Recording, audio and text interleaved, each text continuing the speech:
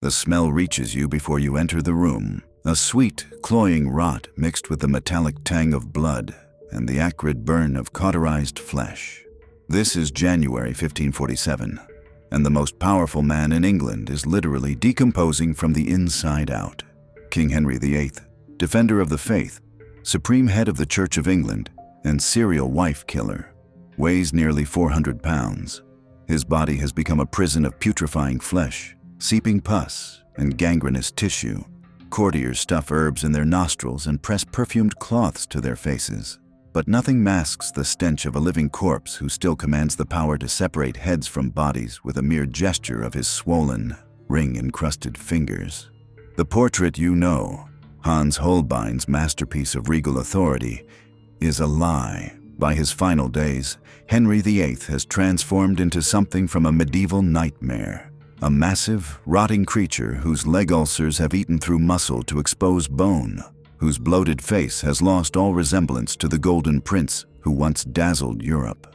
Yet this grotesque dying monster still orchestrates a final symphony of terror from his deathbed, signing execution warrants between bouts of delirium, condemning men to die even as his own organs shut down one by one. What history books sanitize as the king's final illness was actually a horror show of medical catastrophe, psychological torture, and the spectacular collapse of absolute power, all performed before an audience of terrified courtiers who knew that acknowledging the king's mortality could mean their own deaths.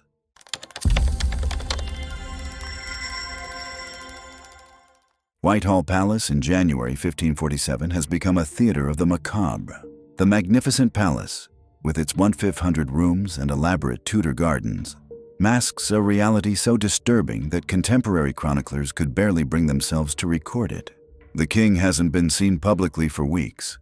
Behind gilded doors, in chambers heavy with the smell of myrrh and frankincense, desperately burned to mask decay, Henry VIII exists in a twilight between life and death, between sanity and madness, between absolute power and absolute helplessness. The cast of this final act reads like a who's who of Tudor England's traumatized survivors.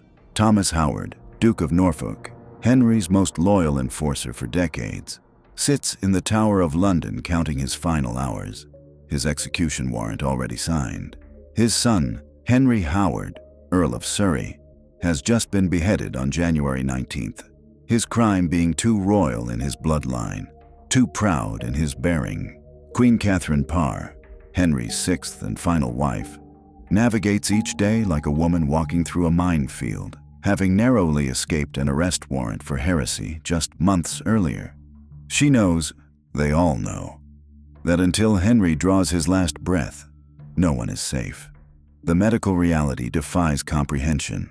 Dr. Thomas Wendy, the king's physician, maintains meticulous notes that paint a picture of cascading organ failure. The leg ulcers, likely caused by a 1536 jousting accident that left bone fragments in the tissue, have become gaping wounds that refuse to heal.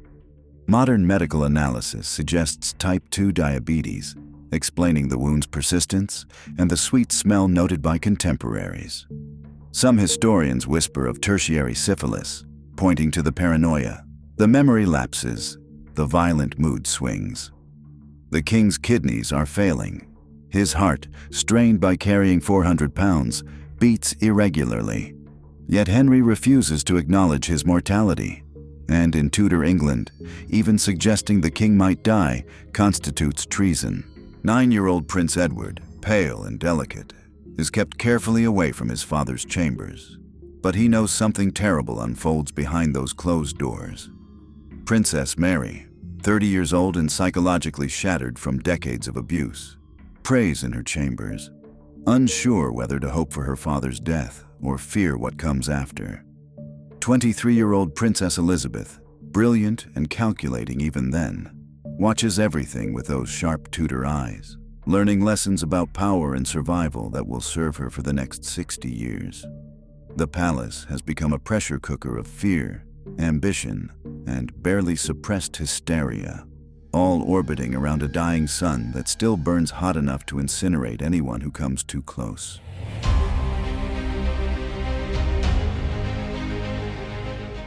The leg ulcers dominate Henry's final months like twin demons gnawing at his flesh.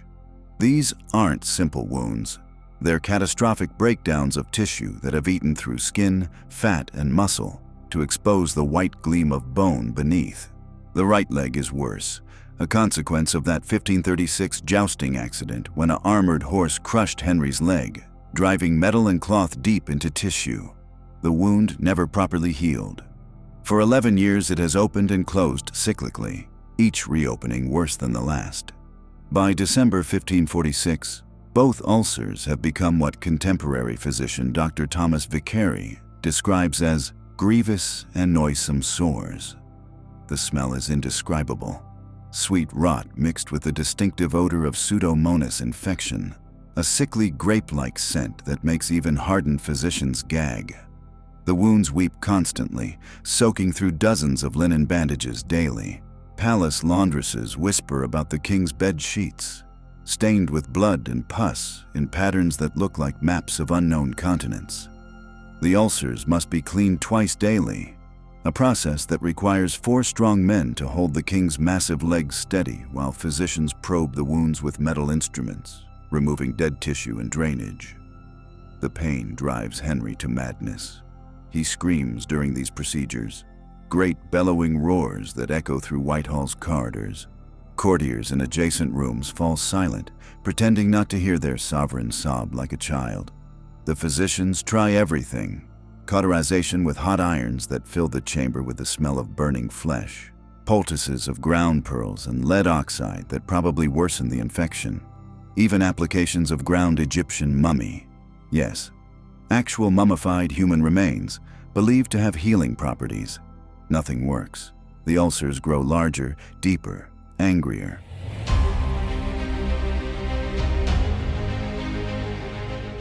The psychological deterioration proves even more terrifying than the physical decay. Henry's famous memory, once able to recall entire theological treatises verbatim, now fails him mid-sentence. He calls for courtiers executed years ago, then flies into rages when told they're dead. In December 1546, he orders the arrest of Queen Catherine Parr for heresy, then forgets he's done so, greeting her lovingly hours later while she trembles, unsure if she's walking into an embrace or an execution. The paranoia reaches psychotic proportions. Henry becomes convinced that his physicians are poisoning him, not entirely unreasonable given the mercury and lead-based treatments they administer.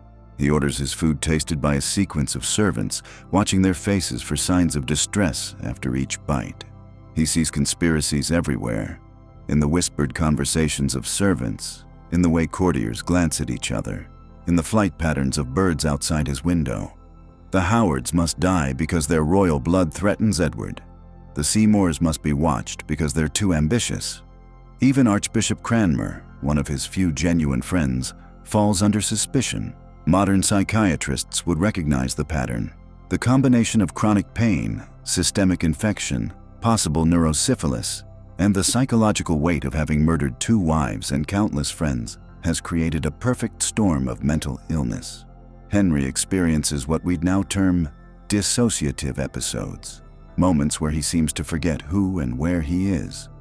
One courtier, remaining anonymous in his diary, describes finding the king trying to rise from bed at 3 a.m., claiming he needs to go hunting with his brother Arthur, dead for 45 years.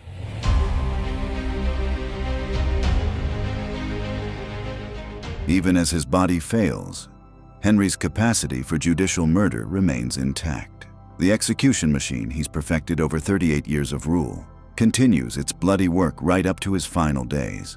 On January 19, 1547, just 9 days before Henry's death, Henry Howard, Earl of Surrey, kneels before the block on Tower Hill. His crime: writing poetry that suggested his family's royal lineage, using the royal arms of Edward the Confessor in his heraldry. The real crime? Being young, proud, and talented while the king rots in his bed. Surrey's execution represents peak Tudor absurdity. A man beheaded for poetry while the architect of that death can barely hold a quill. Henry signs the death warrant with a shaking hand. the signature barely recognizable as the bold flourish that once dominated European treaties. When he can no longer write, he authorizes use of a dry stamp, a carved replica of his signature that can be pressed onto documents. The implications terrify everyone. Who actually controls the stamp? Who decides which documents receive the royal seal? In his final days, 3 men, Sir Anthony Denny, Sir William Herbert, and Sir William Paget, essentially rule England through their control of this piece of carved wood. The Duke of Norfolk's scheduled execution for January 28th represents Henry's final attempt at murder. The warrant is signed, the scaffold prepared, the executioner summoned. Norfolk spends his last night in the Tower praying, confessing, preparing his soul. He doesn't know that in Whitehall Palace, Henry VIII is entering his own final hours. The execution will never happen. Henry will die mere hours before Norfolk is scheduled to, and the new regime will quietly forget about the old Duke's death warrant. It's a cosmic joke, the great killer finally outraced by death itself.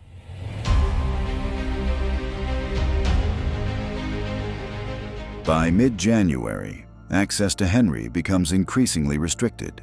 The smell alone keeps many away, but there's also calculated political maneuvering. The king's gentlemen of the Privy Chamber, the men who physically attend him, become the most powerful people in England. They control information flow, deciding what news reaches the dying king and what orders actually leave his chamber. Sir Anthony Denny, chief gentleman, essentially becomes the king's voice, interpreting mumbled commands and half-conscious gestures into state policy. The physicians face an impossible situation. Dr. Thomas Wendy, Dr. George Owen, and Dr. Thomas Huick know the king is dying, but they also know that predicting the king's death is treason. They speak in elaborate euphemisms, telling Henry his condition is serious but not without hope, that he should prepare for all eventualities, that he might wish to set his affairs in order as any prudent man would. Henry understands, but refuses to acknowledge understanding. It's a macabre dance where everyone knows the truth, but no one can speak it. Catherine Parr navigates these final weeks with extraordinary courage and calculation. She tends to her husband despite the stench, despite the danger, despite having nearly been executed months earlier. She reads to him from his beloved theological texts, engages him in religious debates that briefly spark his old intellectual fire, and carefully avoids any topic that might trigger his paranoia. She's playing a long game, survival until succession, and she plays it brilliantly. But the strain shows. Courtiers note her hands shake as she holds the king's cup to his lips, see her pause outside his chamber to compose herself before entering. Watch her age years and weeks.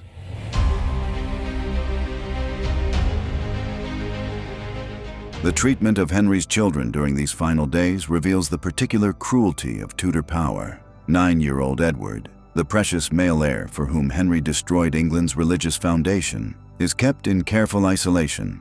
He's been prepared for kingship since birth, but no one prepares him for the reality of his father's grotesque death. He's brought to see Henry only twice in the final month, brief, carefully orchestrated visits where the king is propped up, freshly bandaged, and drugged into temporary coherence. Edward writes in his diary, a remarkable document for a 9-year-old, about these visits with clinical detachment. The King's Majesty, our most dread father, received us graciously, he records, giving no hint of the horror he must have witnessed. But other sources suggest the boy was traumatized. He reportedly had nightmares for months afterward, waking screaming about the smell and the monster. The careful education in kingship hadn't included lessons on watching your father decompose while still breathing. Princess Mary represents a different kind of victim. At 30, she's been systematically destroyed by her father, declared bastard, then legitimate, then bastard again, forced to sign documents declaring her own mother's marriage invalid and herself illegitimate. She's been threatened with execution, held in house arrest, denied marriage prospects, and psychologically tortured for refusing to accept her father's religious changes.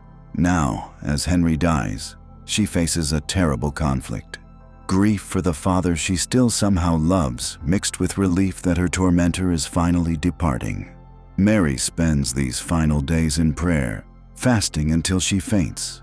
Scourging herself with hair shirts and chains, she sees her father's suffering as divine justice for his persecution of the true faith. Yet she also sees it as her Christian duty to forgive him. The cognitive dissonance drives her deeper into the religious mania that will eventually consume her. She sends messages to her father through intermediaries, begging for his blessing, for acknowledgement, for some sign that she was ever truly his daughter. Henry sends back nothing. Elizabeth, at 23, watches everything with the calculating intelligence that will one day make her England's greatest monarch. She's learned from her mother Anne Boleyn's execution that proximity to Henry means death. She stays away from court, sending carefully worded letters expressing daughterly devotion while maintaining safe physical distance. She understands what Mary doesn't. Henry VIII is incapable of love, only possession. She'll mourn the idea of a father, not the monster who killed her mother when she was 2 years old.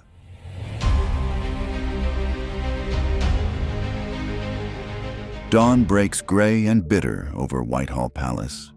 Henry VIII will not see another sunrise, though no one dares speak this truth aloud. The king hasn't left his bed in 3 days. His massive body, so swollen with fluid retention that his fingers can no longer close, lies propped on pillows in a grotesque parody of royal repose. The ulcers have stopped draining, a terrible sign that even the body's attempt to expel infection has failed. The skin has taken on a mottled, purple hue, particularly around the extremities where circulation fails. Dr. Thomas Wendy performs his morning examination with the practiced efficiency of a man who knows his patient is beyond help. The king's pulse is thready and irregular, what modern medicine would recognize as atrial fibrillation brought on by congestive heart failure. His breathing comes in short, labored gasps interrupted by periods of apnea where he stops breathing entirely for 30-40 seconds at a time. The death rattle has begun. That distinctive sound of fluid accumulating in lungs that can no longer clear themselves. Henry drifts in and out of consciousness, but in his lucid moments, the terror in his eyes is unmistakable. This man who proclaimed himself God's representative on earth, who broke from Rome rather than accept anyone's authority over his own, now faces the ultimate authority from which there is no appeal. He calls for Archbishop Cranmer, his old friend and theological sparring partner, but Cranmer is in Croydon, hours away by horse. The message is sent, but everyone knows the Archbishop will likely arrive too late. The question of last rites becomes politically explosive. Henry has dissolved the Catholic Church in England, but on his deathbed, does he want Catholic sacraments, Protestant prayers, something in between? No one wants to make the wrong choice. Finally, Sir Anthony Denny, showing remarkable courage, approaches the king's bed. Historical accounts record his exact words. "Your Majesty, in the opinion of your physicians, you are not like to live." It's the first time anyone has spoken the truth to Henry VIII in months, possibly years. Henry's response reveals the strange mixture of delusion and clarity that characterizes his final hours. "Yet is there any hope?" he whispers. When Denny shakes his head, Henry nods slowly. "Then I will sleep now. Wake me when Cranmer comes." These are essentially his last coherent words.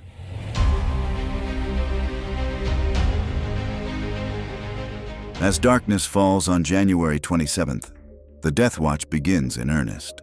The gentlemen of the Privy Chamber take shifts sitting beside the king's bed, watching for the moment when the most powerful man in England becomes a corpse. The room is lit by dozens of candles, partly for light, partly because the smoke helps mask the smell. The shadows dance on the tapestried walls, creating an almost hallucinogenic atmosphere of moving figures and shifting shapes. Around midnight, Henry begins to convulse. His massive body, all 400 pounds of it, thrashes with surprising violence. It takes 4 men to keep him from falling from the bed. Modern medicine would recognize this as terminal seizures brought on by uremic encephalopathy. The brain poisoned by toxins the failed kidneys can no longer filter. To the terrified courtiers, it looks like demonic possession. Some later write that they saw the devil himself come to claim Henry's soul. Though these accounts are likely colored by the writer's own trauma and exhaustion, the convulsions subside, replaced by a period of eerie calm. Henry's eyes open but see nothing. He speaks, but not to anyone present. Witnesses report he carries on conversations with people long dead. His brother Arthur, his first wife Catherine of Aragon, Cardinal Wolsey, whom he drove to death in 1530. Most disturbing, he seems to be pleading with someone, saying, "I meant no harm," and "It was for England," over and over. Some claim he called out for Anne Boleyn, though this might be Tudor-era wishful thinking. Archbishop Cranmer arrives around 1 a.m. on January 28th, mud-splattered from his desperate ride from Croydon. He finds his old friend beyond speech, though Henry seems to recognize him. Cranmer takes the king's hand and asks him to give some sign that he trusts in Christ for salvation. Henry squeezes the archbishop's hand, or Cranmer claims he does. It's a conveniently Protestant death for the founder of the Church of England, perhaps too convenient. But Cranmer is one of the few men who genuinely loved Henry, and his tears as he administers last rites are real enough.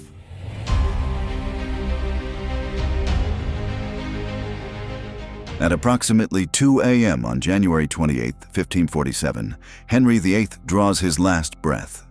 There's no dramatic final moment, no last words of wisdom or repentance.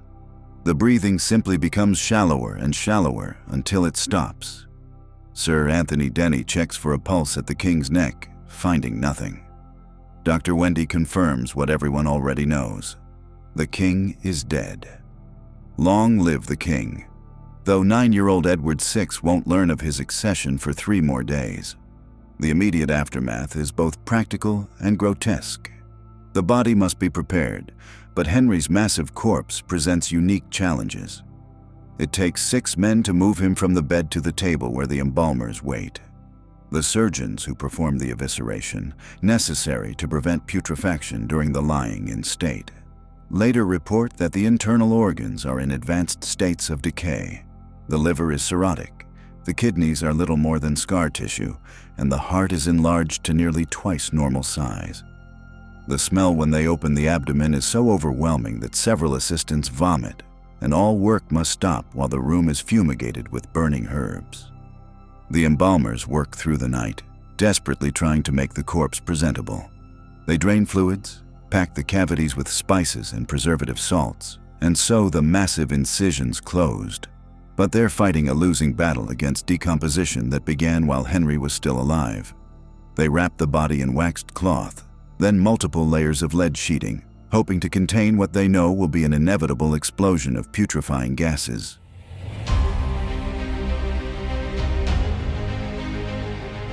The death of Henry VIII is kept secret for 3 full days, while the Regency Council consolidates power around 9-year-old Edward VI. During this time, meals are still delivered to the dead king's chambers. Courtiers are told the king is indisposed and wishes not to be disturbed. Documents continue to be issued in Henry's name, stamped with that convenient dry stamp that requires no living hand to wield it. This deception serves multiple purposes. Edward Seymour, Earl of Hertford and the young king's uncle, needs time to secure his position as Lord Protector. The Duke of Norfolk's execution, scheduled for January 28th, must be quietly cancelled. Executing him after the king's death would be murder rather than royal justice. Most importantly, the country must be prepared for the transition from the tyrant they've known for 38 years to a child who's never known a moment without carefully orchestrated protection. On January 31st, Edward Seymour finally announces the king's death to Parliament. The official announcement makes no mention of the grotesque final days, the rotting ulcers, or the psychological disintegration. Henry VIII died, the public is told, in the faith of Christ, with princely dignity and royal majesty. The myth-making begins immediately. Within hours, court painters are commissioned to create posthumous portraits showing Henry as he was in his prime, powerful, regal, divinely appointed. The monster on the deathbed never existed in official memory.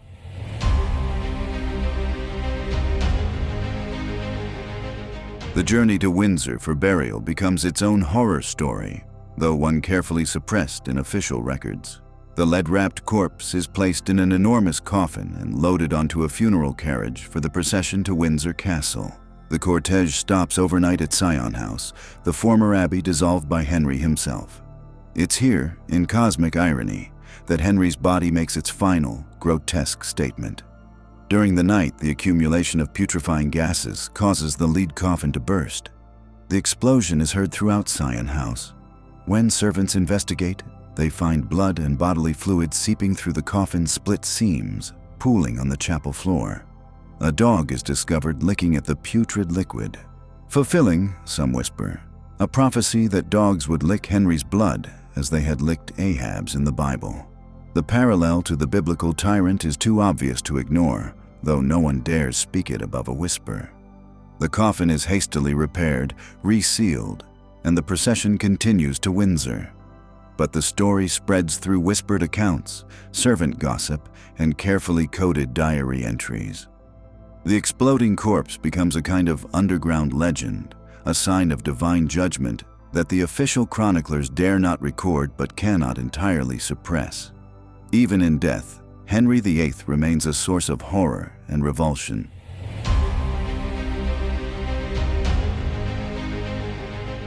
The immediate aftermath of Henry's death reveals the depth of terror under which England has lived.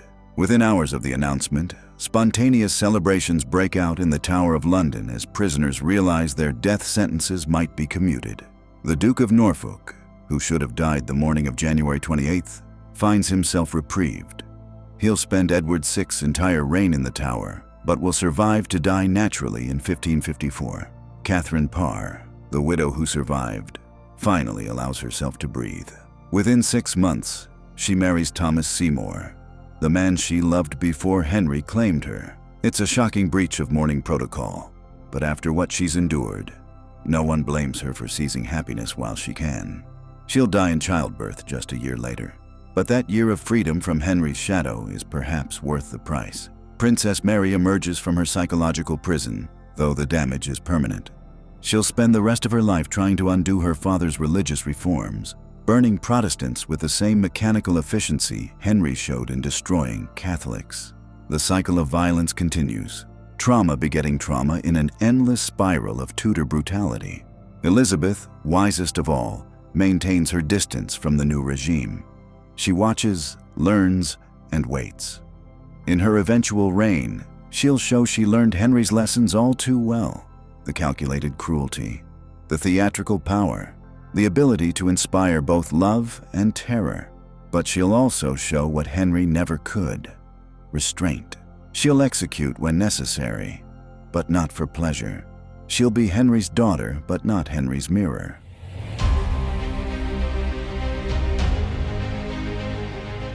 What does the grotesque death of Henry VIII teach us about the nature of power and its inevitable corruption?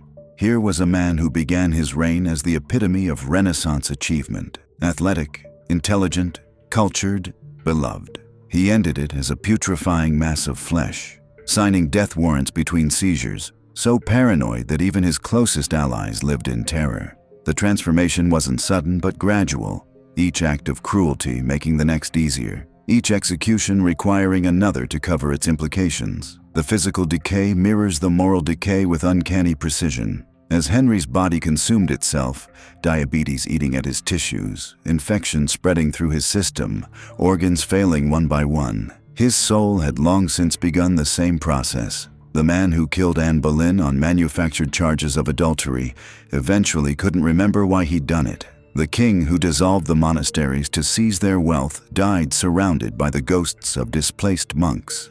The father who executed his son's tutors for insufficient loyalty left behind traumatized children incapable of normal human relationships.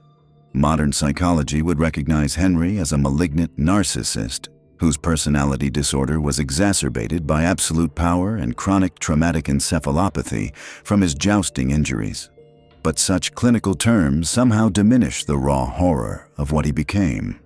This was a man who attended his second wife's execution and went hunting the same day, who created a bureaucracy of death so efficient it could process dozens of executions weekly, who turned the Tower of London from a palace into a charnel house where the walls still echo with the screams of the tortured. Yet perhaps the most disturbing aspect of Henry's final days isn't his individual monstrosity, but the system that enabled it. Hundreds of educated, intelligent people participated in maintaining his tyranny right up to his last breath. They held him down during his seizures, cleaned his putrefying wounds, and stamped death warrants with his name while he lay unconscious. The courtiers who gagged at his stench still competed for his favor. The physicians who knew he was dying still pretended he might recover. The entire elaborate machinery of Tudor government continued to function around a dying madman because the alternative, acknowledging reality, had been made more terrifying than living with horror.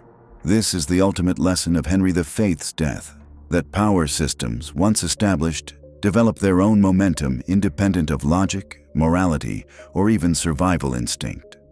The Tudor court had become so adapted to tyranny that it couldn't imagine functioning without it. Even as their tyrant rotted before their eyes, they maintained the fiction of his divinity. They'd rather serve a decomposing monster than risk the chaos of transformation. In our modern age, we comfort ourselves that such extremes are relics of a barbarous past. We have checks and balances, term limits, constitutional protections, but the psychological dynamics that created Henry VIII's death chamber, the normalization of cruelty, the gradual erosion of moral boundaries, the collective participation in obvious lies, these remain terrifyingly current.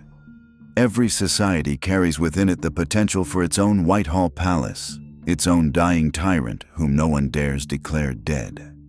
Henry VIII died as he lived, in violence, terror, and denial. His body exploded in its coffin, a final grotesque metaphor for a reign built on bloated ego and rotten foundations. But the real horror isn't that such a monster existed. It's that an entire nation collaborated in creating and maintaining him. The stench that filled Whitehall Palace in January 1547 wasn't just from one man's putrefying flesh. It was the smell of a civilization that had chosen compliance over conscience, survival over truth, proximity to power over preservation of soul. The king is dead. The king is always dying. And we, the living, must decide whether we'll hold our noses and pretend not to notice the stench, or finally open the windows and let in the fresh air of truth. Henry VIII's death warns us. By the time the tyrant is rotting, the whole palace already reeks of decay. The time to resist isn't when the monster is dying, it's before he's fully born.